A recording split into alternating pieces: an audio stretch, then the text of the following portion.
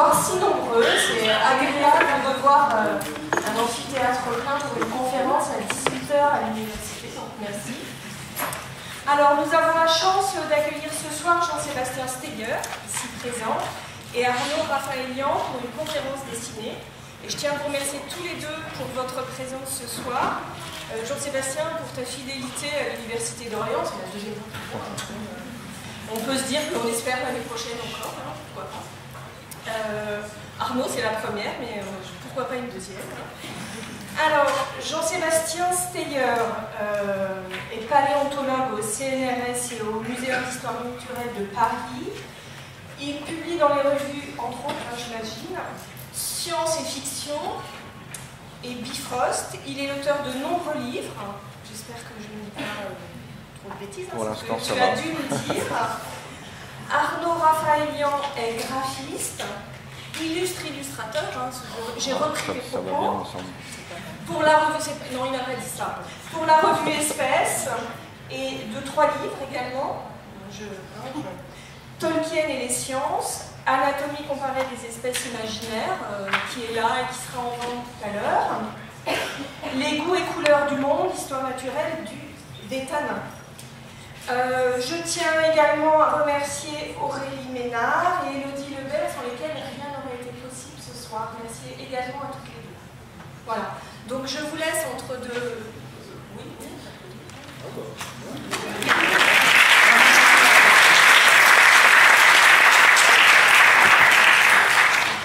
Également, merci au Learning Lab. Alors, Florian, je vais écorcher ton nom, je ne sais plus. Voilà, Florian Gasque. Pour la conférence est filmée ce soir. Voilà. Donc, merci également à toi d'être là. Et puis, je vous laisse entre de bonnes mains pour 1 heure de conférence à peu près. Et puis après, je ne sais pas, en termes de questions, 15 minutes. Combien? 15 minutes? 15-20 minutes, ouais. En fonction des oui, on verra en fonction des questions que vous avez. Bon, je vous laisse la main. Merci. Merci à toi.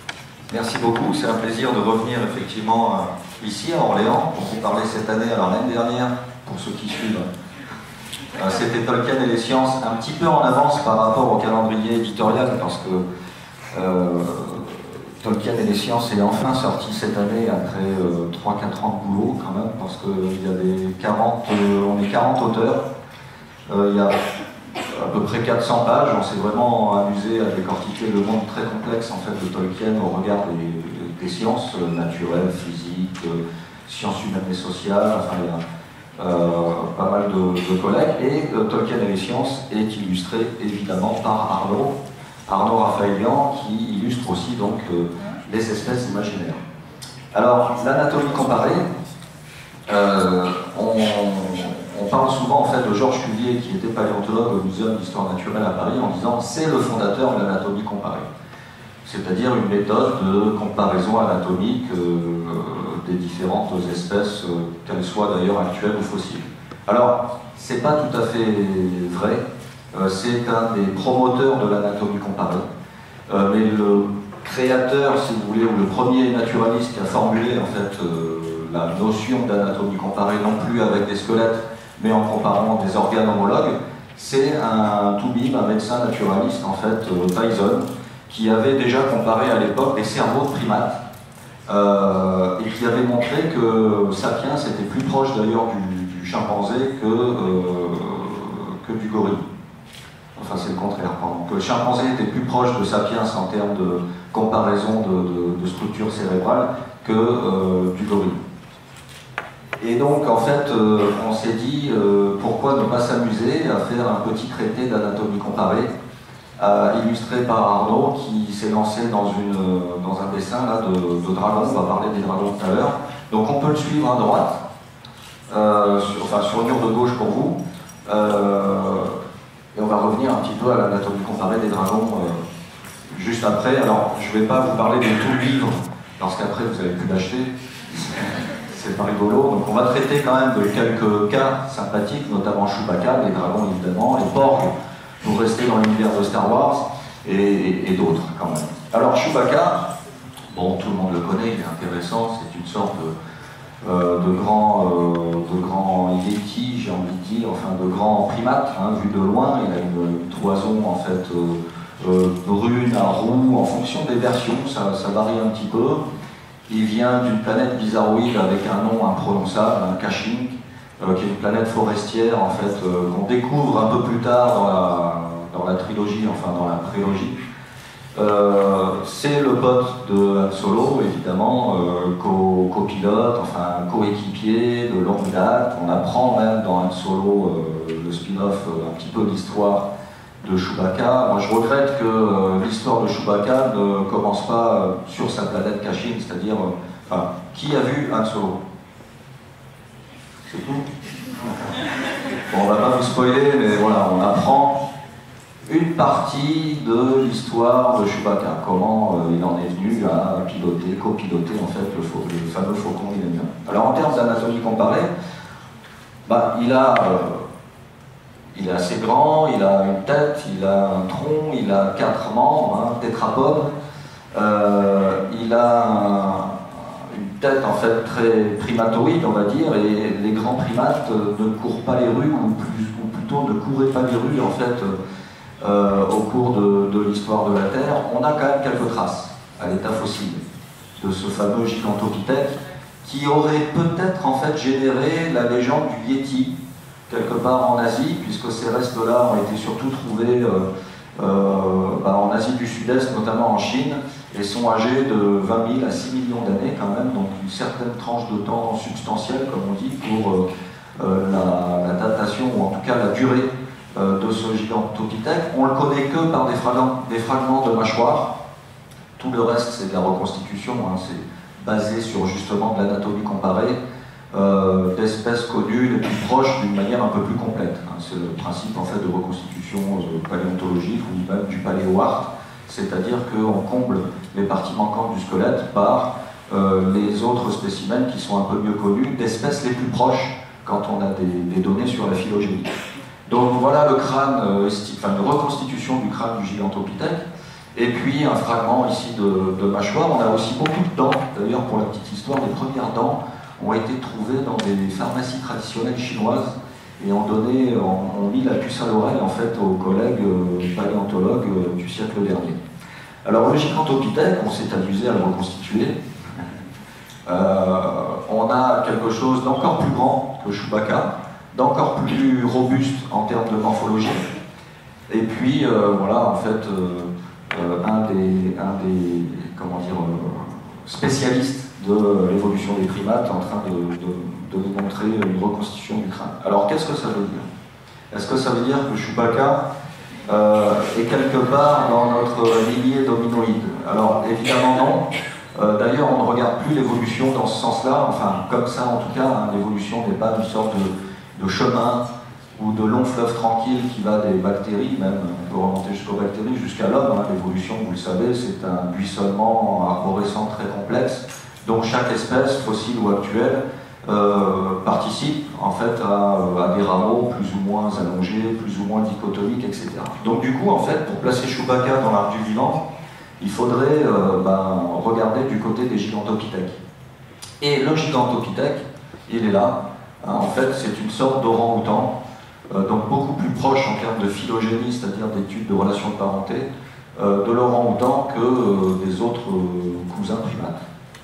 Alors ça, c'est un arbre phylogénétique simplifié, hein, avec cette espèce-là fossile, puisqu'elle ressemble un petit peu de loin à Chewbacca, mais si vous rajoutez toutes les espèces fossiles uniquement de ce petit groupe-là, hein, les hominidés, vous avez quelque chose de beaucoup plus touffu, beaucoup plus ramifié, avec des australopithècoïdes, on va dire, et puis des homos fossiles. Hein. Il y avait plusieurs humanités qui se sont croisées plusieurs fois de suite au cours de l'histoire du groupe. Alors, est-ce que vous détectez, est-ce que vous voyez d'autres caractères de type reptilien, ou mammifère, ou tétrapode dans Chewbacca? Est-ce que, selon vous, il est uniquement primate? Facile. Ouais, il y a la truffe. Hein, il y a une truffe de canidés, de chiens. Alors la truffe, c'est intéressant parce que Si Chewbacca a une truffe, en termes d'adaptation, la truffe chez les chiens, c'est à peu près 200 cm² de muqueuse olfactive. Ça veut dire que Chewbacca, en fait, à l'origine, peut-être qu'il était déjà, alors tétrapode toujours, mais quadrupède, parce que le chien, quand il évolue en fait à quatre pattes, il a souvent la tête baissée et la truffe à fleur du sol pour cartographier en fait l'environnement, son environnement olfactif autour de lui. La truffe, l'odorat chez le chien, chez nos amis les bêtes, est beaucoup plus développé que chez nous évidemment. D'ailleurs, en termes de constitution ou de relais cérébral pour l'analyse olfactive en fait des données, vous avez ici une petite anatomie comparée de cerveau entre nous. On a 6 millions seulement de récepteurs olfactifs, c'est logé là, ça se voit à peine. Et chez le chien, c'est 300 millions. Donc en fait, quand on parle d'évolution de l'homme, quand on parlait en fait de l'homme en tant que pilier ou summum de l'évolution, en fait, c'était très anthropocentrique. Alors, du coup, si on devrait replacer Chewbacca dans l'arc du vivant, en tout cas en ce qui concerne les mammifères, eh ben, il serait quelque part entre les primates et puis les canidés. Les canidés sont ici, et puis les primates sont ici, donc quelque part par là, ce qui suggère une évolution ou une apparition de Chewbacca un petit peu à la croisée entre les deux, ce qu'on appelle les clades, hein, donc plusieurs millions d'années quand même d'évolution. Alors, ce qui est intéressant, c'est de voir aussi cette espèce de fonctionnement en binôme entre Han Solo et Chewbacca qu'on retrouve un petit peu partout dans différentes trames romanesques. Vous avez Tintin et Milou, vous avez Grand Templan, Belle et Sébastien, Lassie, et puis La Belle et la Bête. Hein, c'est en fait une sorte de parabole facile où on utilise un personnage pour renforcer certains traits de caractère en fait, du héros principal. Voilà pour Chewbacca. Alors on continue un petit peu dans les espèces imaginaires avant de parler un petit peu de dragon. Arnaud avance bien sur son dragon. On verra tout à l'heure si c'est plutôt un dragon de type tétrapode ou hexapode ou autre. Hein. On va s'amuser un petit peu à décortiquer son dragon, ça va être sympa. Alors Spider-Man, bon, tout le monde le connaît, mais tout le monde ne sait peut-être pas que c'est un super-héros qui apparaît dès les années 60. Hein. On est en 62. Voilà une belle couverture de Amazing Fantasy, signée d'ailleurs par un certain Stan Lee, qui a été un créature ou caractère design, comme on le dit aujourd'hui, c'est-à-dire un générateur important de différents personnages de l'univers Marvel. Alors, Peter Parker, le jeune Peter Parker, pour la petite histoire, visite dans le cadre d'une sortie scolaire un labo de génétique un peu chelou, et puis où on élève en fait des araignées radioactives à des fins, on ne sait pas trop si c'est génétique ou militaire ou les deux à la fois, et puis il se fait mordre par une belle araignée radioactive qui est ici en gros plan.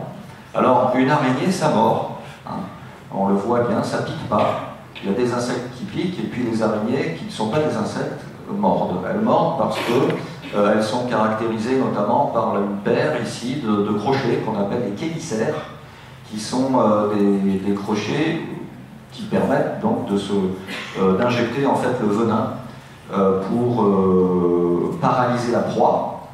Et puis une fois que la proie est emmaillotée dans la soie, dans la toile, elle se digère lentement de l'intérieur grâce au venin très riche en protéines hyperactives qui vont oxyder en fait les chairs.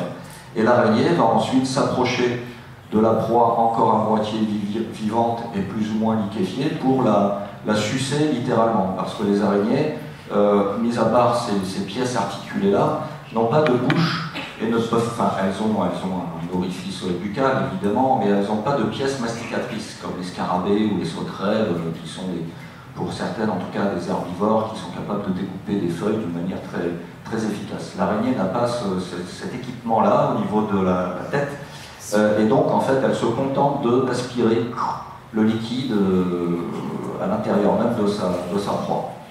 Bon appétit.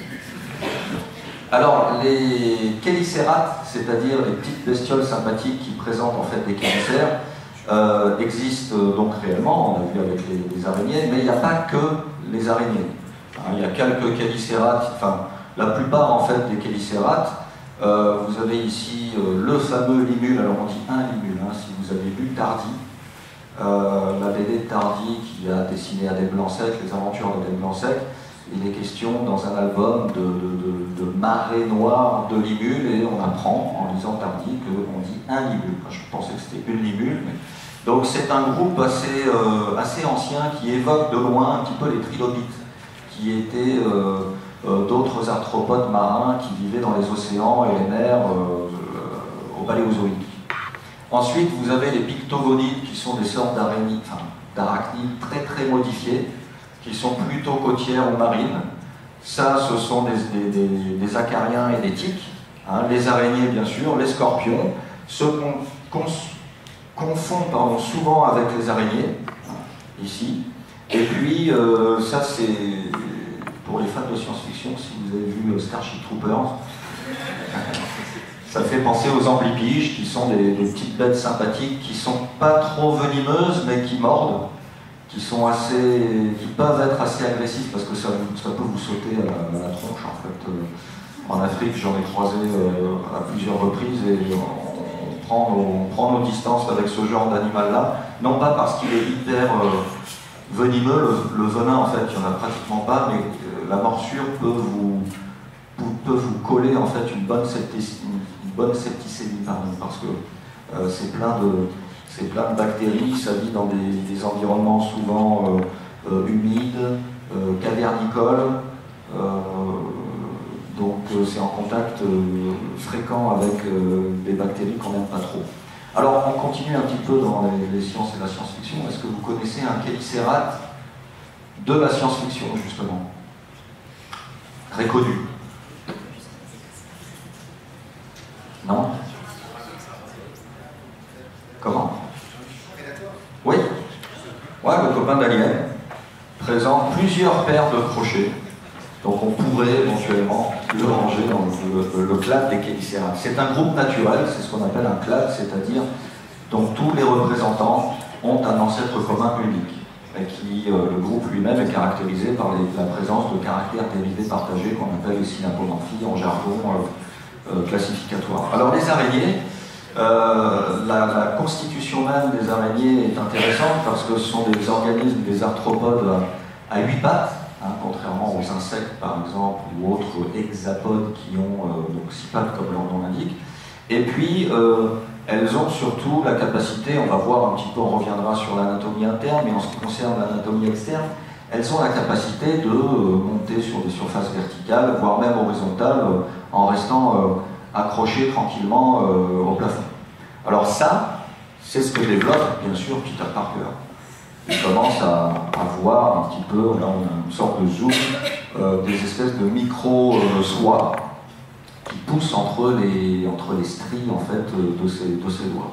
Alors, ce sont des espèces de patchs adhésifs qui sont dus à des forces en fait, atomiques, hein, électrostatiques, à l'échelle moléculaire. C'est comme ça en fait que les animaux, différents types d'animaux d'ailleurs, ont exploré un petit peu cette capacité de se maintenir sur des surfaces verticales. C'est par multiplication en fait du nombre de soies et par optimisation de la structure qui est de plus en plus comme un épithélium si vous voulez, de plus en plus plissé pour optimiser la surface de contact sur une surface assez restreinte. Hein, parce que le problème c'est que si vous montez au mur ou au plafond, vous allez devoir jongler avec un rapport de masse, votre masse à vous, et de surface de contact du patch adhésif. Et plus vous êtes grand, plus votre masse, par exemple si vous doublez de taille, votre masse ne va pas doubler de taille, elle va être multipliée par 8, 2 au cube, c'est l'ordre cubique. Donc votre masse va être presque multipliée par 10, en fait 8 c'est plus proche de 10 que de 2, hein. Je vous donne juste des ordres de grandeur, mais si vous multipliez la hauteur par 2, votre masse va être multipliée quasiment par 10. Donc en fait vous allez vite atteindre un seuil critique au-delà duquel votre patch adhésif ne va plus pouvoir, grâce aux forces de Van der Waals, hein, qui sont les forces de base, on va dire, dans toute molécule organique ou pas, elles ne vont pas pouvoir jouer leur jeu d'adhésion. Et quand on regarde en fait les différents groupes vivants qui ont exploré un petit peu cette possibilité de patch adhésif, on se rend compte que le gecko, eh bien, c'est l'animal qui est juste en dessous du seuil. C'est-à-dire que si vous rajoutez quelques grammes à la masse moyenne en fait, du gecko, eh bien, sa surface de patch adhésif n'est pas suffisante pour lui permettre de tenir en fait, et de grimper au mur et au plafond. Alors voilà dans le détail en fait, à quoi ressemble cette structuration en fait, des micro-soies adhésives, hein, ça s'appelle setae en latin, spatulae en fait, pour la partie en fait, dichotomique, qui va justement augmenter la performance, la présence justement de molécules les unes par rapport aux autres. Donc quand vous voyez ça, mon collègue et ami Roland Lehoucq, hein, qui diffuse beaucoup la physique, les sciences physiques dans la science-fiction, me dit c'est faux. Il faudrait, je crois, que le Spider-Man chausse genre du 62 au pied, pareil aux mains, pour pouvoir tenir d'une manière analogue. Alors on revient sur l'anatomie interne en fait, des araignées, elle est intéressante parce que vous savez que Spider-Man, en fonction des versions, soit il se construit un mécanisme au niveau des poignets pour éjecter ses soies, soit par mutation, ça dépend un peu des versions ou des numéros du pulp en question, soit par mutation en fait il acquiert cette espèce de capacité d'éjecter en fait de la soie par les poignets. Alors en réalité, les araignées n'éjectent pas leur soie par l'extrémité de leurs membres, mais par l'extrémité de leur abdomen. Et donc ce qui rendrait en fait Spider-Man politiquement très incorrect, évidemment. Et puis quand on se penche en fait sur la structure même des soies, hein, il y a plusieurs types de protéines qui rentrent en jeu dans la composition ce qu'on appelle les glandes séricigènes, hein, qui sont juste au niveau, qui sont ici, hein, et qui vont en fait sécréter ces protéines très complexes, qui vont s'assembler et puis se rigidifier plus ou moins au contact de l'air. Et une fois qu'elles sortent par juste en dessous de l'anus, elles vont être tricotées par d'autres micro-appendices qui sont au bord donc, de l'anus et qui vont permettre d'avoir des structures en fait, différentes en fonction du fil de soie que vous sécrétez. Vous avez des doubles spirales enchevêtrées, vous avez une addition simple de soie cylindrique pour certaines fonctions. En général, vous avez des soies plus ou moins collantes aussi en fonction de votre cartographie sur votre toile. Enfin, c'est très complexe et quand on regarde ça au microscope, donc ça c'est une toile en fait, d'araignée classique, on voit en fait la présence ici d'anneaux qui correspondent à des amas plus ou moins denses en fait, de microfibrilles, hein, de protéines. Et puis quand on regarde un petit peu l'éventail de l'utilisation ou de la biodiversité entre guillemets des soies chez les araignées, on se rend compte que y a des araignées qui ne sécrètent pas de soie du tout, donc elles courent après leur proie ou elles chassent en fait à l'affût pour mordre en fait leur proie et puis pouvoir se nourrir.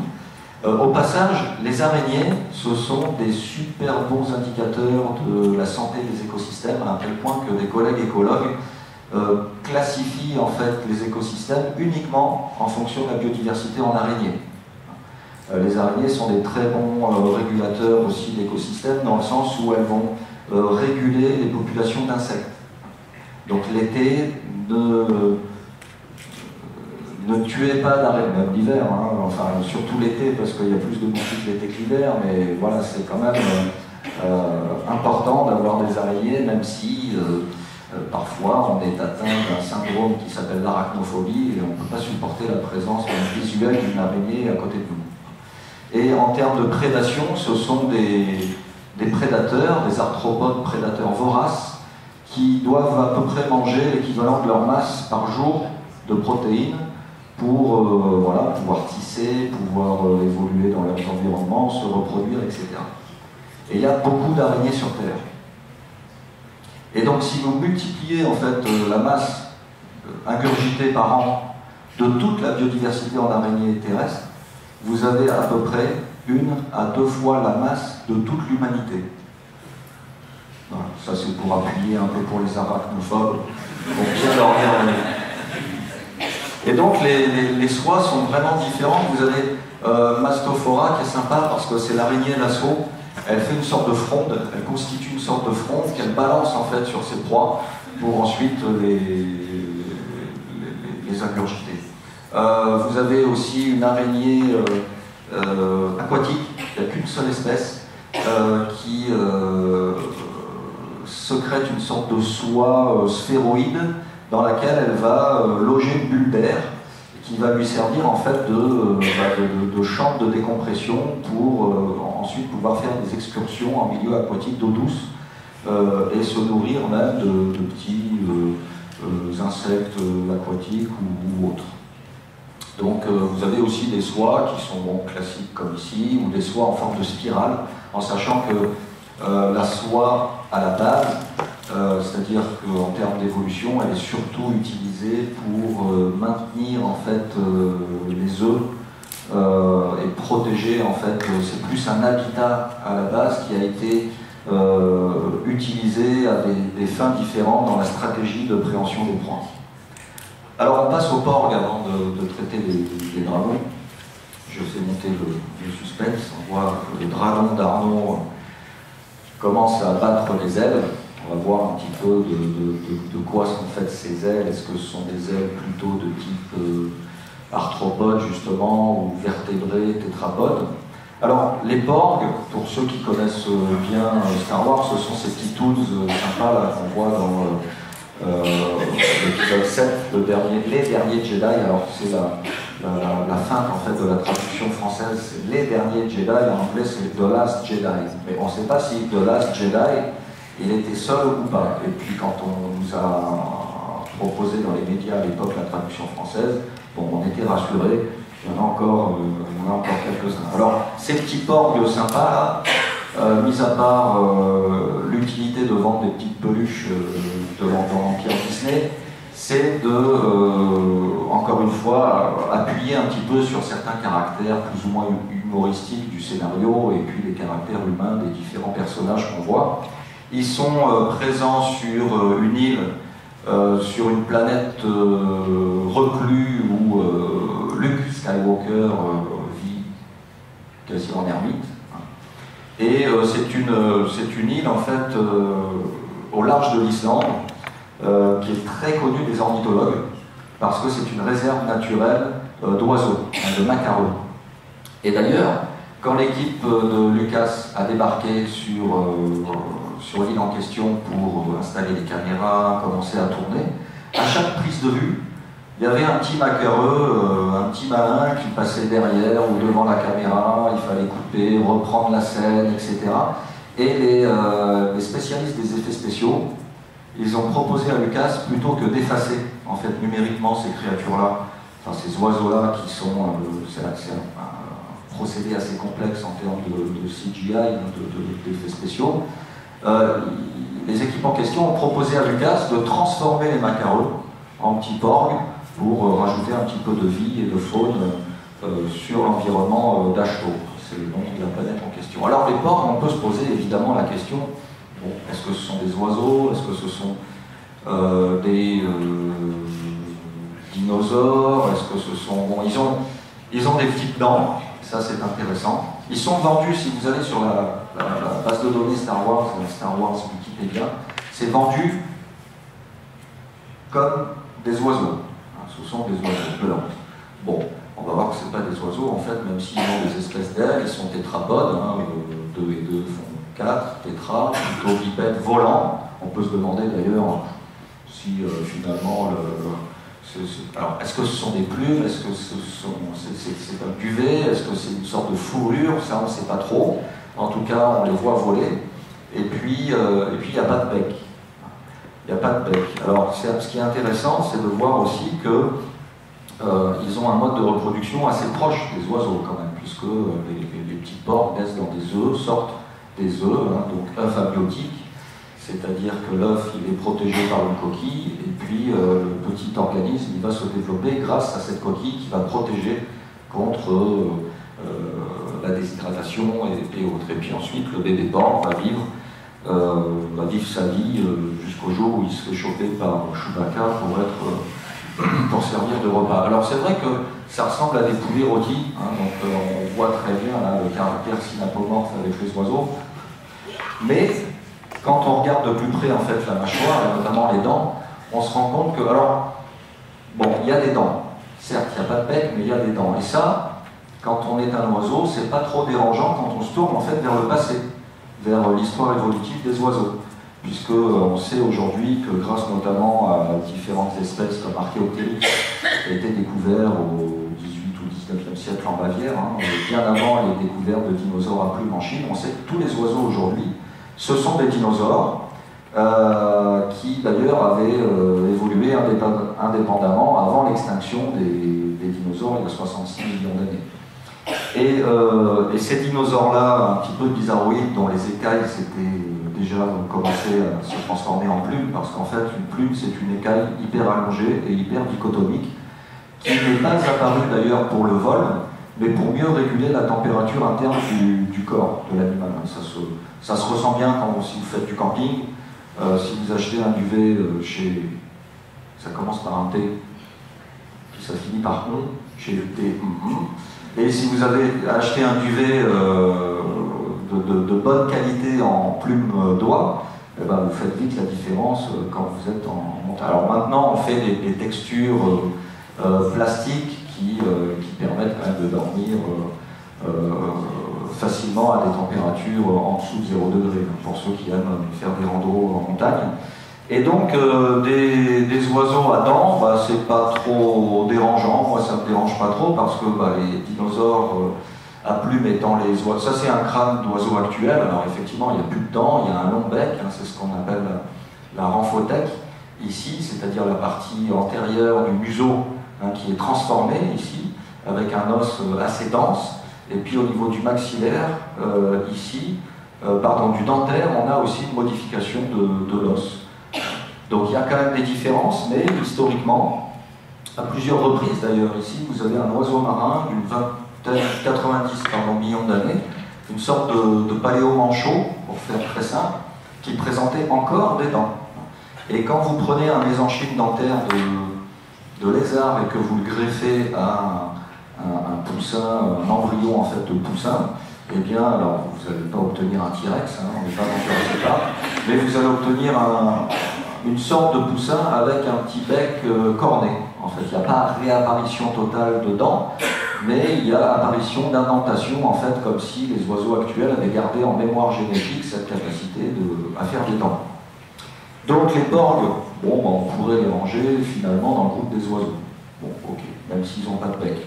Seulement, regardez les dents, elles sont différentes.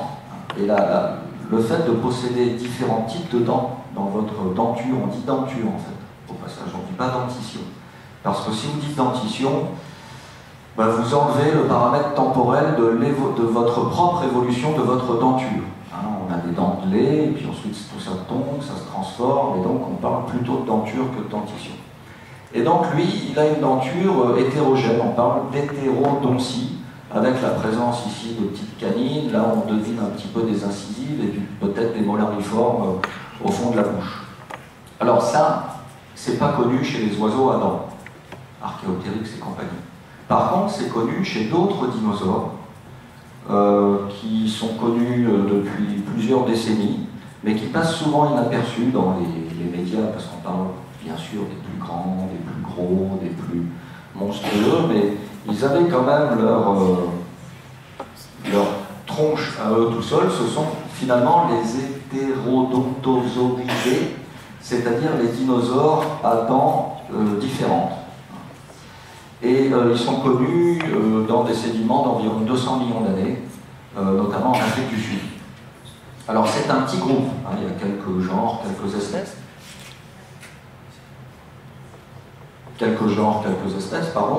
Là, vous avez une reconstitution, une sorte de sculpture volumique de Heterodontosaurus. Et là, on voit bien des caniniformes, en bas et en haut en plus. Donc, il y a hétérodontie dignatique, parce que vous avez deux types en fait, de mâchoires, mâchoire supérieure, mâchoire inférieure. Et puis, vous avez ici ce qu'on appelle un diastème, c'est-à-dire un vide, Il n'y a pas de dents, un petit peu comme chez les rongeurs. Vous avez des incisives, hypertrophiées d'ailleurs, rien, pas de canine, et puis après une petite batterie de molaires bien plates et bien actives qui servent justement à ronger quand on est rongeur. Et là, il y a un diastème, mais on retrouve aussi la présence de dents molariformes. Alors du coup, bon, est-ce que les porgs, pour revenir aux porgs, seraient des hétérodontosauridés, plus ou moins volants, qui auraient évolué d'une manière endémique sur les îles de la planète Ashto? Bon, on pourrait les comparer aussi, finalement, à des mammifères. Même s'ils pondent des œufs, vous connaissez tous l'ornithorynque, qui présente en fait une toison, un petit peu comme les porgs, et qui pond des œufs. D'ailleurs, l'ornithorynque est tellement chelou que les premiers naturalistes qui ont ramené ça, enfin les premiers explorateurs au 18e, je crois, si c'est pas avant, qui ont ramené ça en fait dans les musées européens, ils sont passés pour des faussaires parce qu'on pensait qu'il s'agissait de canulars de taxidermistes qui s'étaient amusés à ajouter un bec de canard sur un corps de castor ou de loutre avec justement une queue de castor et puis des pattes avant et arrière de taupe. Donc là, vous avez une chimère à 3 taxons. Bon, pourquoi pas? Pourquoi pas penser les porcs comme des mammifères qui pondent des œufs, c'est-à-dire des monotrèmes, donc vous avez un seul et unique exemplaire, enfin espèce connue aujourd'hui, mais moi j'irais plutôt vers les ptérosaures pour rattacher les porcs à quelque chose de réel. Alors les ptérosaures, on connaît encore, décidément. On connaît encore une fois les plus grands, les plus majestueux, comme le Quetzalcoatlus qui fait ses 11 mètres, 12 mètres d'envergure, aussi grand qu'un petit avion touristique. C'est quand même balèze. On connaît le ptérodactyle parce qu'on le voit dans Jurassic Park, on connaît le ptéranodon, mais il y avait un petit groupe qu'on appelle les anuroniatides. Alors on va faire un petit peu de grec. Les anours, ça vous dit quelque chose? Ouais, les grenouilles. Et niatide, niatus, c'est la mâchoire, en fait. On a trouvé, en fait, dans des sédiments un peu partout sur la planète, d'ailleurs, des sédiments du Crétacé essentiellement, des petits ptérosaures qui n'étaient pas plus grands que les... Pas plus gros, je vais changer le micro comme ça sera un peu plus simple. Voilà. On les a trouvés en fait et nommés ainsi parce qu'ils ont des faces assez courtes, il n'y a pas de rostre, il n'y a pas de bec, et ils ont un squelette très léger, hein. Ils étaient de petite taille comme les moineaux ou les corbeaux, et ils présentaient une morphologie hyper gracile avec justement une face assez courte, des grands yeux, un peu comme les anours, un peu comme les grenouilles, d'où le terme. Et quand on regarde certaines reconstitutions de ces petits anuroniatides, eh bien on est vraiment très proche des porcs dont on aurait un petit peu grossi ou étiré en fait les ailes. Alors on passe justement au dragon avec Arnaud qui a presque fini déjà, enfin qui est en train de fignoler son dragon. Alors on voit là qu'il a fait des ailes sympas qui sont des membres antérieurs, hein, des ailes, comme chez les oiseaux, transformés en membres qui permettent en fait de générer une portance. Hein, la portance étant la force qui permet aux avions de voler grâce à leur vitesse. On va revenir là-dessus. Mais ce qui nous intéresse ici, c'est qu'on n'a pas une aile d'oiseau, hein, on n'a pas une aile d'insecte, on a une aile de chauve-souris. Alors les chauves-souris, elles sont intéressantes parce qu'elles présentent donc, en termes de convergence évolutive une structure à part entière qui consiste à l'allongement de chaque doigt qui vont soutenir, en fait, sous-tendre la membrane ailaire. Chez les ptérosaures, il n'y a qu'un seul doigt, hein, hyper allongé, au niveau de plusieurs phalanges qui vont justement soutenir aussi cette membrane. Et puis chez les oiseaux, on a disparition de certains doigts et fusion d'autres doigts. Ça, c'est l'humérus. Ici, il faudrait le faire en couleur, mais ce schéma date un petit peu. Humérus, radius ulna, ici. Et puis là, vous avez les os des poignets, qui s'appellent les carpes.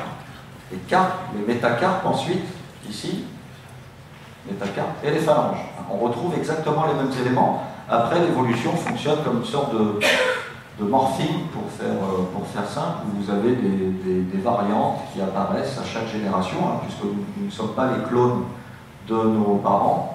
La constante finalement dans l'évolution, c'est la variabilité, qui est retenue ou pas par la sélection naturelle.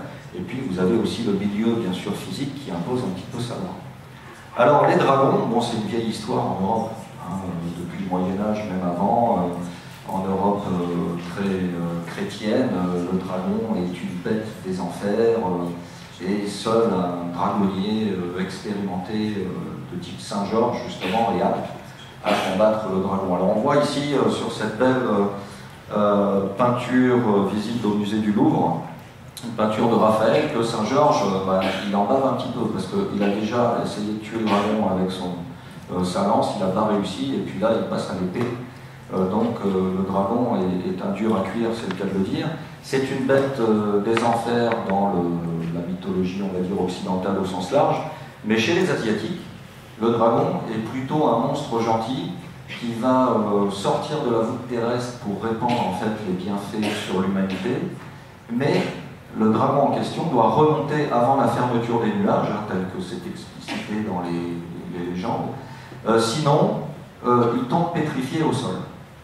Et dans les temples bouddhistes ou confucianistes où ont été trouvées ces tablettes qui nous expliquent l'origine de la légende du dragon, juste à côté, on a trouvé en fait des ossements de sauropodes, de grands dinosaures herbivores, fossilisés bien sûr, mais ça voulait dire qu'à l'époque, les Asiatiques faisaient une sorte déjà de proto-paléontologie en pensant que les dinosaures étaient des dragons, parce qu'il y avait un imaginaire collectif, un petit peu comme nous à la Renaissance en Europe, où dès qu'on trouvait un os de mammouth, c'était un os de géant, hein, un os de membre de géant, et pour faire bien, il fallait inventer une discipline qui s'appelait justement la gigantologie, alors qu'il s'agissait tout simplement de préhistoire.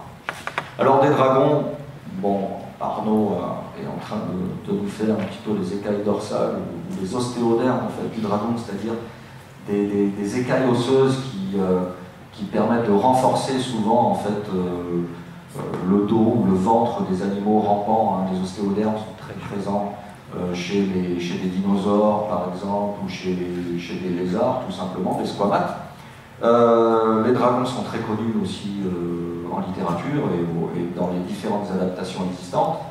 Celui-là, c'est Smaug. Donc on est chez Tolkien, et c'est pas chercher Charlie, c'est chercher Bilbo. Il est où?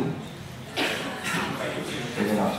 Donc bon, on sait que les hobbits sont un peu plus petits que les humains, mais là, on a un truc quand même assez monstrueux, avec une certaine masse, qu'on peut estimer à plusieurs centaines, voire milliers de tonnes. Donc même avec une structure et l'air de ce type-là, pour voler, le pauvre Smaug, ça va être chaud, hein. On va en reparler. Mais ce qui est intéressant, c'est de voir que Smaug, chez Peter Jackson, c'est un tétrapode. D'accord? Il a 4 membres, dont les membres antérieurs, comme le dragon de chez Raphaëlian, sont transformés en ailes. Mais chez Tolkien lui-même, qui était aussi dessinateur, en plus d'être auteur, linguiste, philologue, spécialiste en vieil anglais, professeur d'université à Oxford, vous dites quand j'arrête, et puis, etc. C'était aussi un excellent illustrateur, et il dessinait dans certaines éditions, il reconstituait ces scènes où on voit en fait Smaug ici. Alors on ne voit pas les pattes arrière, en fait. Cette illustration-là n'est pas très bien choisie. Mais il faut me croire sur parole. Dans la description de Tolkien, il y a Tolkien, on devrait dire en fait Tolkien. Il y a des pattes arrière ici. Des pattes arrière, une paire ici, cachée sous cet amas d'or qui protège jalousement. Et puis des pattes avant, et en plus des ailes. Donc ça fait 3 fois 2, ça fait 6. Donc Smaug, en fait, chez Tolkien, il est hexapode. 6. Alors, est-ce que vous connaissez des hexapodes? On en a un petit peu parlé, les insectes, par exemple, sont des hexapodes. Et ça n'a rien à voir avec des espèces de vertébrés reptiloïdes. Autre dragon, Harry Potter. Alors comment il s'appelle? Comment il s'appelle? Le Magyar, on dit, ou Magyar? Magyar à pointe. Alors il est intéressant ce dragon-là parce que tétrapode ou hexapode? Tétra, ok. Il a des dents différenciées, mais en général c'est plutôt des canines morphes et puis on n'a pas trop envie de s'y frotter. Bon, il crache du feu, c'est un grand classique chez les dragons occidentaux, avec deux sources d'ailleurs de chaleur. C'est une petite nouveauté chez Harry Potter. Et puis il est surtout truffé de pointes, hein, d'où le terme de Magyar à pointe. Magyar ou Magyar? Magyar, ça va rentrer, hein, c'est juste un peu l'habitude d'Harry Potter, je ne suis pas trop Harry Potter, mais c'est intéressant. Et donc il est truffé de pointes, de cornes, qu'on retrouve dans le monde vivant, hein, chez les reptiles actuels. On a ici ce petit lézard cornu qui présente justement des pointes un petit peu de partout, de l'extrémité du museau jusqu'à l'extrémité de la queue. Moloch Horridus. Moloch c'est le nom de genre, Horridus c'est le nom d'espèce. Et si vous allez sur le Wikipédia de Harry Potter, le Magyar à pointe, le nom d'espèce c'est Horridus. Donc c'est marrant de voir en fait que les auteurs, enfin les développeurs, les créatures designers utilisent aussi bien sûr ce qui est à leur portée pour imaginer des noms de genre et des noms d'espèces. Alors des pointes chez les reptiles fossiles de type dinosaure, très connus aussi, hein, chez les cératopsiens, le groupe du fameux Triceratops, où là vous avez chez Styracosaurus une collerette qui est carrément truffée aussi de pointes de cornes. Il y a la fameuse corne nasale qui n'est pas obligatoire chez les cératopsiens, et puis beaucoup de pointes qui sont des organismes essentiellement de défense contre d'autres prédateurs. Alors, on peut se demander quel est le prédateur ultime du dragon chez Harry Potter, mais aussi les pointes servent d'apparat, hein, pour charmer les femelles lors de phases d'accouplement, un petit peu comme les oiseaux ont développé des plumes très colorées pour permettre en fait la sélection qu'on appelle sexuelle. Alors, on jette un petit œil sur le dragon d'Arnaud qui présente bien des pointes, ça va, on est sauvé. Des membres antérieurs de type chiroptère, des pattes arrière et puis une bonne denture bien pointue, bien aiguisée avec des yeux à pupilles verticales. Ça c'est intéressant, c'est plutôt caractéristique aussi des reptiles, hein, classiques. Les amphibiens ont des pupilles rondes et les mammifères, bon, ça varie un petit peu, hein, il n'y a pas forcément de loi, encore une fois, dans l'évolution. Alors on continue un petit peu notre anatomie comparée des dragons.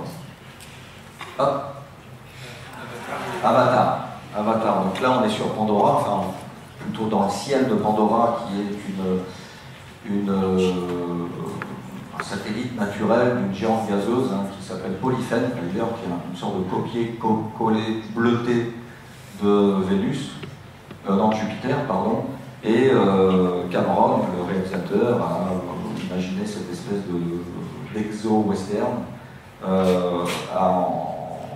en imaginant toute une tripotée d'espèces aussi bien volantes que terrestres.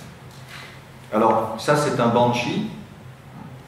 On retrouve un petit peu une morphologie un peu reptilienne, mais on a une texture ici très amphibienne finalement aussi, avec même des ailes, là l'extrémité des ailes évoque carrément les insectes.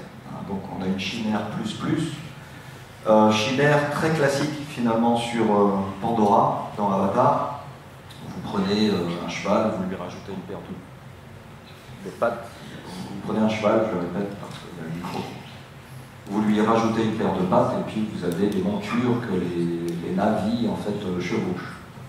Dans la forêt, vous prenez une panthère noire, vous lui rajoutez quelques petites excroissances au niveau du cou, derrière la tête, et puis vous rajoutez une paire de pattes et vous avez le Thanator, etc., etc. En fait, le rajout d'une paire de pattes est un grand classique dans le creature design, que ce soit en littérature, en mythologie, hein, on pense aussi, bien sûr, aux mythologies même égyptiennes, en ce qui concerne les chimères, par exemple. Vous prenez une tête d'animal, vous la collez sur un tronc humain et puis vous avez un organisme fantasmatique un petit peu. Donc cette constitution d'espèces de type chimère, alors elle fait naviguer un petit peu, voyager en termes d'imagination, mais en termes de ce qu'on appelle la morphogénèse, c'est très, très complexe évidemment, puisque le programme génétique, j'aime pas trop le terme de programme, mais disons que un chien ne donne pas un chat, comme on le dit, et qu'il y a une sorte de... Autant il y a une grande variabilité quasiment constante dans le vivant, autant il peut y avoir aussi une préservation de structures internes sur du long terme, en termes de millions d'années. Alors, le vol des dragons est aussi intéressant. Là, on pourrait s'amuser à calculer la vitesse, parce que c'est assez grand ce truc-là. Hein, il y a les navires qui font déjà 2 mètres, qui chevauchent de temps en temps les banshees, qui s'amusent à faire les cons en fait, dessus, des acrobaties. On pourrait s'amuser à calculer la vitesse nécessaire en atmosphère, on va dire, proche de celle de la Terre, hein, parce qu'on est à peu près en termes de gravité à la gravité terrestre. L'atmosphère est différente, on le voit dans le film à un moment, le héros, je crois qu'il s'appelle Scully, il explique que voilà, au bout de quelques secondes sans masque, bon, on tombe inanimé par manque d'oxygène, et puis au bout de quelques minutes, on est dead, quoi. Donc l'atmosphère est différente, mais on peut supposer que la gravité est autour de 9,81 ou 82 mètres par seconde au carré, pour faire un petit calcul rapide. En tout cas, la portance, hein, c'est-à-dire cette force qui fait tenir entre guillemets les avions en l'air, hein, qui font plusieurs centaines de tonnes aussi, est fonction de la vitesse. Alors attention, ça va peut-être un peu piquer. Ça va? Donc là, vous avez en fait la portance, et puis la vitesse au carré même. Donc plus vous allez vite, plus vous augmentez votre portance évidemment. Et puis il y a d'autres petits coefficients de portance. Il y a la surface aussi de l'aile qui est importante évidemment, et puis l'inclinaison de l'aile par rapport à votre plan principal de pénétration du fluide. Ça peut marcher dans l'eau aussi. Vous changez l'indice, la masse volumique, enfin, et puis ça peut marcher dans l'eau. Ce qui fait que, en fait, pour qu'un Banshee ou un Smog ou d'autres puissent voler, il faudrait des trucs supersoniques, quoi. Donc ce qu'on voit dans le film, bon, c'est encore une fois, on n'est pas dans un documentaire scientifique sur le vol, l'adaptation au vol. Hein. Ce sont des œuvres de science-fiction ou médiévales fantastiques. Mais ce qui est intéressant, c'est de voir un petit peu que dans la nature actuelle et dans la nature passée, il y a des formes de vie qui ont atteint des envergures considérables. On pense au Quetzalcoatlus, qui était du groupe des des ptérosaures, 11 à 12 mètres d'envergure. Argentavis, qui est une sorte de paléocondor qui faisait presque 6 mètres, je crois, 3, 4, 5, 6, 7 mètres d'envergure. Et puis chez les arthropodes, il y a 300 millions d'années, vous aviez des petites libellules sympathiques de 60 cm d'envergure qui se baladaient dans les airs. Alors elles étaient, on pense, favorisées par une atmosphère très dense en oxygène. Enfin, le taux d'oxygène était beaucoup plus fort que celui d'aujourd'hui, et ça aurait pu aider à l'apparition de certaines formes arthropodes géantes, parce que les arthropodes n'ont pas de poumons comme nous, ils ont des trous directs qui vont alimenter en oxygène, enfin plus ou moins directs, qui vont alimenter en oxygène les différents organes à l'intérieur du corps. Donc il vous faut une pression. Si vous êtes grand, la distance entre la surface de votre corps et puis l'intérieur enfin, vos organes même, elle est grande, et donc il faut quand même un taux de pression en O2 pour alimenter tout ça. Et puis, pour finir sur les dragons, une des caractéristiques sympathiques aussi, on l'a vu déjà, c'est le feu. Là on est dans Trône de Fer, dans Game of Thrones, oui. Effectivement, on a ce dragon sympathique qui détruit carrément une armée en crachant du feu. Alors ça pose des questions sur comment, évidemment, un dragon peut-il cracher du feu, comment on pourrait imaginer une forme de vie qui crache en fait un gaz inflammable, alors soit au contact de l'air, par le simple fait de cracher son gaz, éventuellement de rôter. Est-ce que c'est un gaz gastrique hyper inflammable? On se demande un petit peu ce qu'ils mangent, ces dragons aussi, pour avoir un gaz comme ça inflammable. En général, le gaz inflammable, il est résultant de la digestion, mais plutôt post-intestinale, je ne fais pas de dessin. D'ailleurs, ça serait plus logique en fait d'imaginer, et ça existe, ça tombe bien, des organismes qui crachent du gaz acide pour se défendre. C'est le cas du scarabée, en fait, enfin, d'une espèce de scarabée qui, lui, va utiliser justement, projeter, en fait, dès qu'il se sent menacé, ce gaz hyperacide, même à l'intérieur du corps du crapaud qui vient de le bouffer. Ce qui fait que le crapaud, bah, il régurgite en fait le scarabée, bon, qui se sent un peu baveux et puis qui s'en va tranquillement. Je ne sais pas si vous avez vu des vidéos, mais c'est assez particulier. Donc il faudrait imaginer en fait bon, un gaz inflammable et puis un système d'amorce. Hein, donc peut-être des dents à base de pyrite avec une constitution différente de calcite ou d'ivoire ou d'émail pour pouvoir faire une amorce, une étincelle entre deux dents et puis générer le gaz. Et bon, bonjour les brûlures au niveau buccal, parce que donc ça pose beaucoup de questions évidemment. Alors je vais laisser quand même la parole à Arnaud aussi, qui va nous dire un petit peu comment il imagine son dragon cracher du feu, ou comment déjà Arnaud, sur quel genre de dragon tu t'es inspiré pour imaginer le tien. Est-ce que quand tu dessines ça coule de source comme ça, ou est-ce que tu te documentes avant de dessiner? Maintenant, il faut... Je ne suis pas très à l'aise. Hein? Oui. Ça marche. En fait, oui, il faut forcément se documenter. Et les films que tu as cités, forcément, ça reste des références entre Game of Thrones, Elliot le Dragon. Elliot le Dragon. C'est pour ceux qui le connaissent. Non, mais ouais, tu as cité quoi aussi? Harry Potter, non, c'est plus. Tolkien. Tolkien, forcément. Et alors, ouais, il a une petite tête un peu reptilienne, quand même, j'ai l'impression. Avec cette petite langue ici, là. Mais voilà. Et puis, ouais, le mode de locomotion qu'on voit effectivement dans Tolkien, hein. Il se déplace comme ça sur. Ah, voilà. Et qui rappelle les ptérosaures, parce que la grande question c'était, dans la communauté paléontologique, c'était chez les ptérosaures, les grands ptérosaures, comment font-ils pour marcher au sol en fait? Est-ce qu'ils sont bipèdes, ou est-ce qu'ils replient, en fait, ils repliaient plutôt les ailes pour se déplacer un petit peu comme certaines chauves-souris qui marchent pas mal, notamment les vampires, enfin les vampires, les vrais vampires, c'est-à-dire des chauves-souris hématophages qui se nourrissent de sang, quoi, comme nutriments. Elles, en fait, plutôt marchent pas mal sur le sol en repliant un petit peu leurs ailes, et on ne savait pas trop comment reconstituer le mode de locomotion terrestre des ptérosaures jusqu'au jour où des collègues ont découvert un site dans le Lot, à Creyssac. Alors on m'a dit, les Lotois m'ont dit, attention, on ne dit pas Cressac, si tu ne veux pas passer pour un parigot, il faut dire Creyssac, il y a un Y, et chez nous le Y est important, donc c'est Creyssac.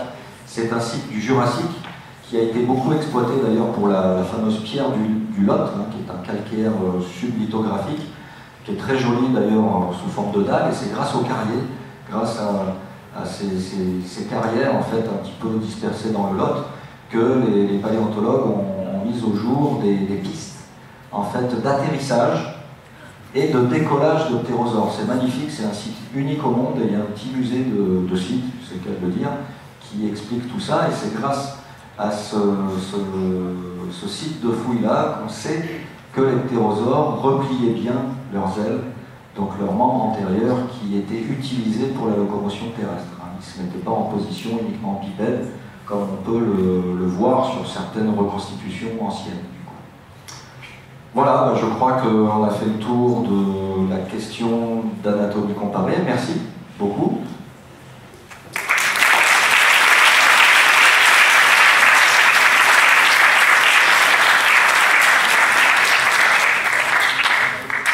Et donc, si vous avez des questions ou des réactions, alors vis-à-vis du travail d'Arnaud ou vis-à-vis de la conférence, n'hésitez pas. On a encore un petit quart d'heure à peu près, et puis ensuite pour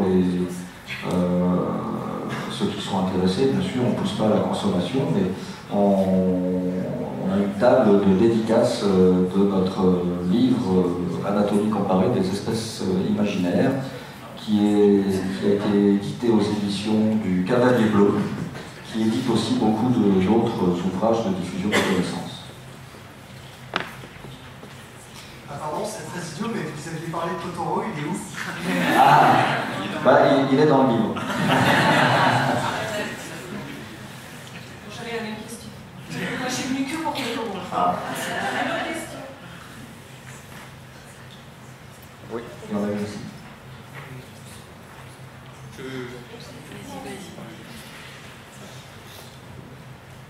Oui. Alors concernant Chewbacca, j'ai pensé plutôt qu'à un chien, peut-être une truffe d'ours. Je ne sais pas ce que vous en pensez. Ouais, c'est une bonne idée. Ouais. D'accord.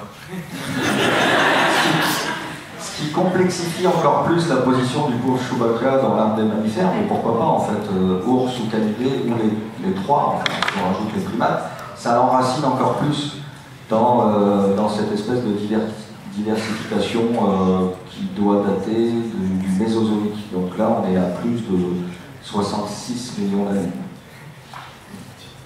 Bon, ce qui est bien, c'est qu'on fait dire à Lucas ce qu'il n'a jamais imaginé sur Chewbacca ou d'autres. Et puis quand on regarde, on se renseigne un petit peu aussi sur les feintes que l'entreprise, on va dire Lucas, a utilisées pour ces créatures, ou nommer les créatures, par exemple.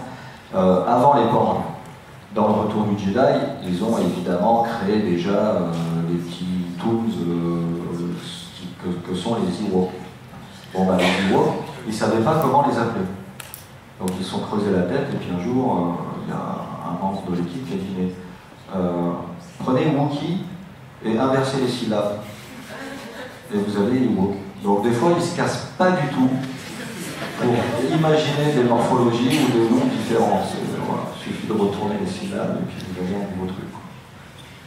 Je voulais savoir, les concepteurs de ces bêtes peuvent aussi imaginer eux-mêmes qui vont au-delà de ce qui est possible dans le réel, notamment concernant les dragons.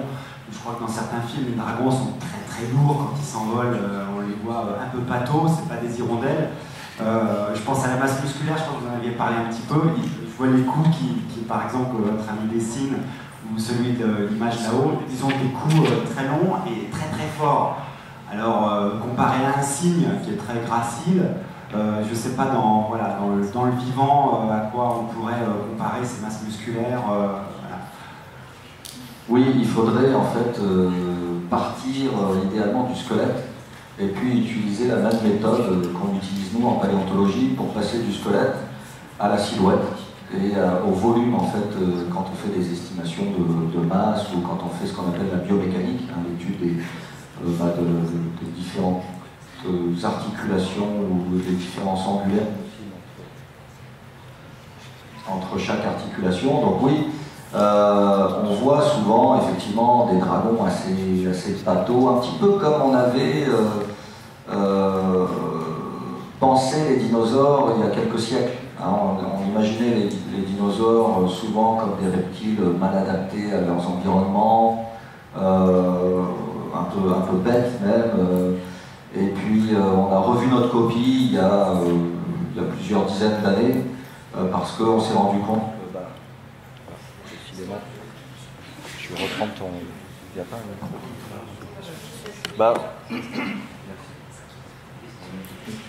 on s'est rendu compte en fait que déjà il n'y a pas d'extinction graduelle des dinosaures.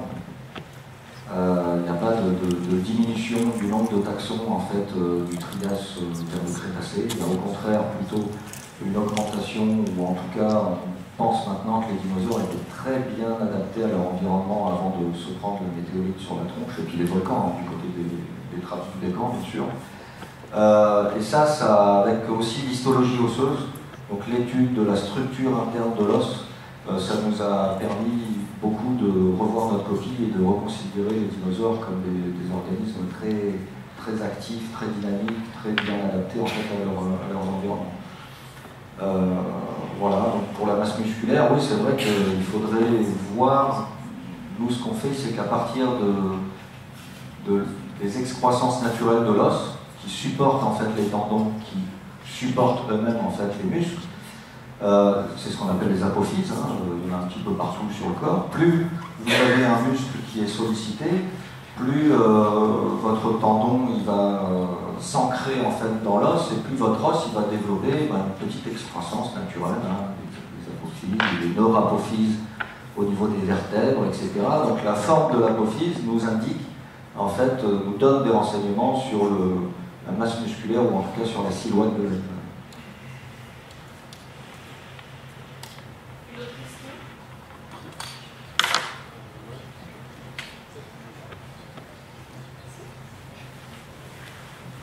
Ça marche pas. Ça sera sans micro. Ou alors on... Je fais un aller-retour. Ouais. Justement, quand vous imaginez, quand vous reproduisez, quand vous imaginez par rapport à une structure, un crâne ou une dentition, comme la première image que vous nous avez montrée, est-ce que c'est des imaginations, l'imagination qu'elle peut suffire réellement, ou c'est quand vous rajoutez par exemple, quand on voit soit des écailles ou de la peau juste à partir d'un os ou d'un squelette, est-ce que c'est fiable en tant que représentation ou c'est quand même largement imaginé pour compenser le manque d'informations et se donner une impression, je suis peut-être pas très clair, mais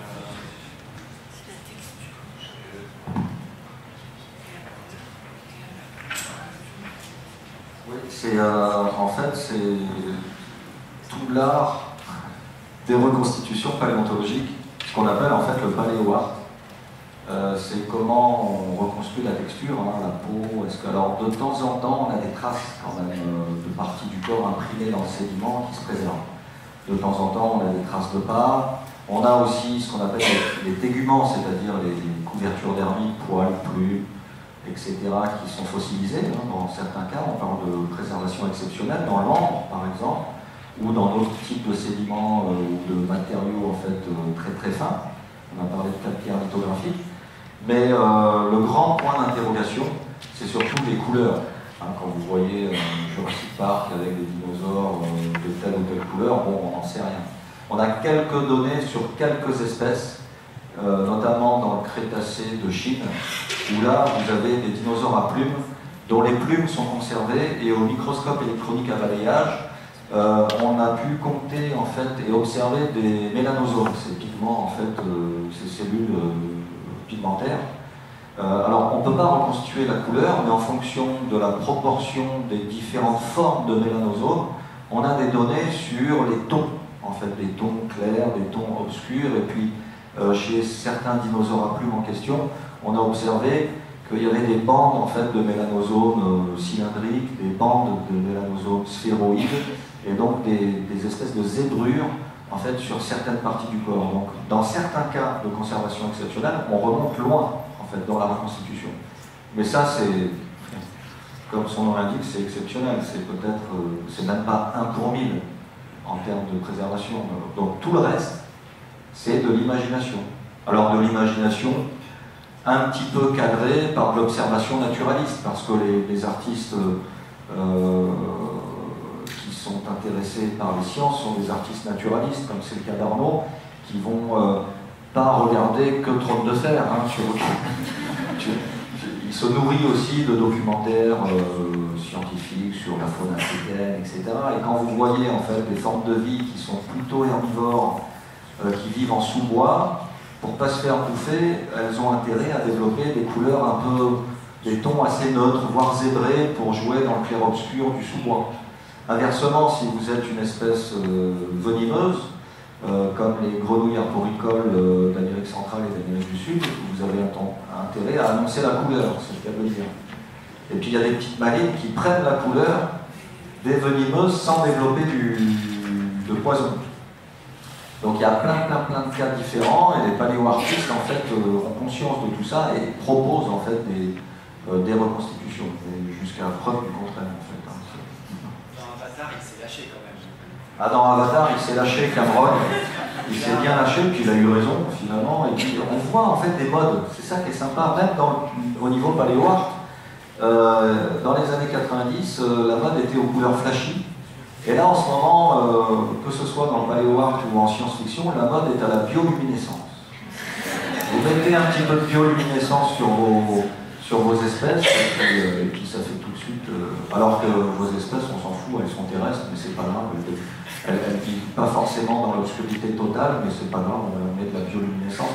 On pense au kaiju, par exemple, dans Pacific Rim, pour les geeks comme moi, où d'ailleurs le creature designer, c'est James Barlow, qui est un célèbre en fait, artiste spécialisé dans l'imagination d'espèces fantastiques, et qui souvent, en fait, et de plus en plus, sur Hollywood en tout cas, on embauche des jeunes qui ont des diplômes de zoologie ou d'anatomie. Et c'est pas pour rien, parce qu'il faut qu'ils soient un minimum crédibles, même s'il y a des modes plus ou moins fantasques en fait, qui sont appliqués. Mais les kaijus dans Pacific Rim, moi je les trouve pas mal.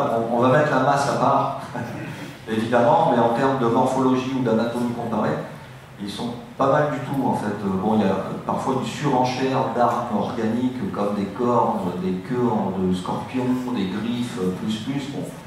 Mais on retrouve d'ailleurs certains patterns, enfin certains caractères dérivés chez les kaijus. Il y a un kaiju un peu de type gorille, il y en a un autre, c'est une sorte de crabe géant. Enfin, on retrouve un petit peu la tradition de Godzilla aussi, parce que c'est un film de kaiju. Donc ce film-là rentre dans la lignée ce qu'on appelle les kaiju égales, c'est-à-dire les films de monstres, en gros, de monstres géants. Et le premier, c'était le premier issu de la bombe, en tout cas, c'était Godzilla, 1954. Et comme par hasard, le film est censuré aux États-Unis à sa sortie. On se demande pourquoi. Ceci est une autre histoire. Un peu à part, parce que là, on parlait d'anatomie comparée, mais dans l'évolution des espèces, alors que Godzilla est lié plutôt à une mutation. Ouais. En fait, c'est ça qui est intéressant, et c'est ça qu'on retrouve dans les... J'ai envie de dire, c'est ça qui fait la différence entre le nanar et le bon film. C'est que la création de l'espèce se fait en contexte évolutif. C'est le cas typiquement de Godzilla, on nous apprend en fait que c'est un reptile mutant. Bon, chez Tolkien c'est pareil, il y a plein de... Tout est créé, de toutes pièces bien sûr, les langues, les êtres, les monstres, etc. Mais Tolkien distille de temps en temps dans ses écrits des petites notes d'observation du milieu cavernicole. Relisez le passage où Bilbo rencontre Gollum, et en fait Tolkien décrit Gollum. Il est en train de décrire une espèce cavernicole qui a perdu sa coloration, dont les yeux sont exorbités, qui se déplace à l'aide de palettes natatoires. Enfin, je ne sais plus s'il utilise ce terme-là, mais c'est une observation naturaliste d'un proté, quoi, en gros, d'une salamandre néoténique. D'ailleurs, Gollum, il est à la fois néoténique, il présente des caractères juvéniles, et à la fois sénile. En fait, c'est une créature assez horrible, qui mélange un petit peu à la fois des âges individuels et puis une morphologie très spéciale. Quand on parle d'un hobbit, c'est un hobbit en fait régressé en termes d'évolution. D'ailleurs, il se déplace à quatre pattes, il est plus bipède, enfin il est mal, quoi. Voilà, on finit sur Gollum. Alors, le précieux d'Arnaud est à gagner. Hein? T'es d'accord? Ouais. Alors, le précieux d'Arnaud est à gagner. Dans notre livre, au début du livre, on présente un arbre de relations de parenté à l'ancienne des espèces imaginaires, qui est celui-là. Et dans la légende, je vous lis la légende, je n'ai pas mes lunettes, mais c'est pas grave. Hein. Dans la légende, il est expliqué que cette représentation de relations de parenté est désuète. On sait que maintenant c'est un buisson arborescent et non pas un tronc qui va d'une espèce A vers une espèce B. Et on explique que dans cet arbre-là, il y a un intrus. Donc celui ou celle qui se rue sur la table là-bas et achète notre bouquin et est capable de nous dire l'intrus, c'est celui-là, et bien il gagne en fait le dragon de Raphaël. Ah, bravo.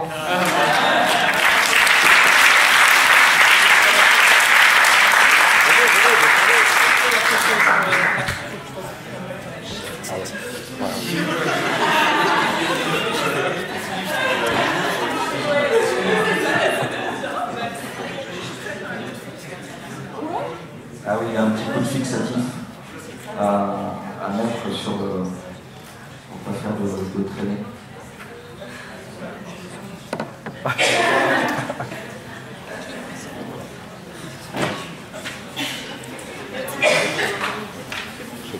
Bon, un grand merci à Jean-Sébastien.